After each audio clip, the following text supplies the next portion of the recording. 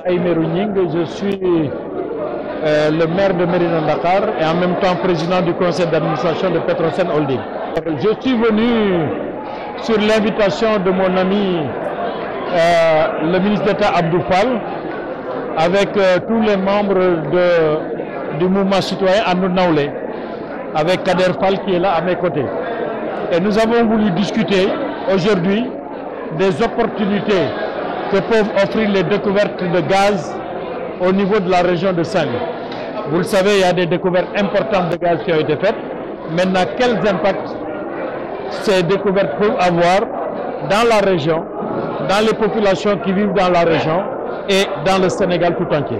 Justement, il faut faire justement pour que cette manne céleste puisse bénéficier aux populations. Mais elles vont forcément bénéficier aux populations parce que le gaz, c'est déjà une industrie de transition. Nous avons fait des découvertes importantes au niveau de Saint-Louis et vous le savez très bien que les ressources pétrolières appartiennent au peuple sénégalais, les ressources pétrolières et gazières aussi, qui seront issues de l'exploitation du pétrole et du gaz, donc auront une traçabilité totale au niveau du budget de l'État. Vous savez qu'on avait voté au niveau de l'Assemblée nationale la loi sur la répartition des revenus issus de l'exploitation du pétrole et du gaz. Et dans cette loi, il est prévu, premièrement, qu'il y ait une traçabilité totale des revenus, mais qu'il y ait aussi des ressources qui soient destinées aux générations futures. Et des ressources aussi qui doivent gérer, si vous voulez, la stabilisation. Parce que vous savez, nous sommes dans un secteur où le prix est très volatile. Pour pouvoir justement garder une certaine constance dans les revenus, il faut aussi avoir justement un fonds qui puisse permettre justement de pouvoir jouer de la péréquation dans des moments où c'est difficile.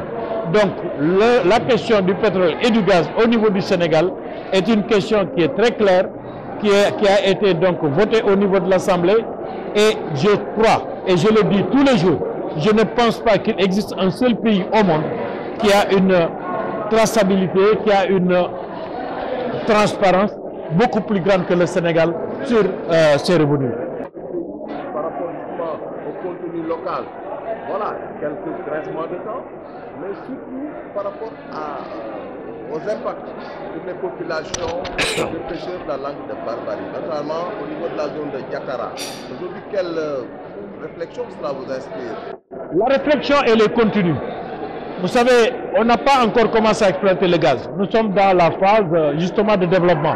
Quand il y aura l'exploitation et que les revenus vont commencer à sortir, on verra comment justement trouver des moyens d'atténuer tous les problèmes que peuvent ressentir les populations. Ce que je peux vous dire de façon certaine, c'est que le Sénégal en profitera, la région de Saint-Louis en profitera et la pêche ne pourra pas, en tout cas, en pâtir. Et ça, je pense que c'est extrêmement important.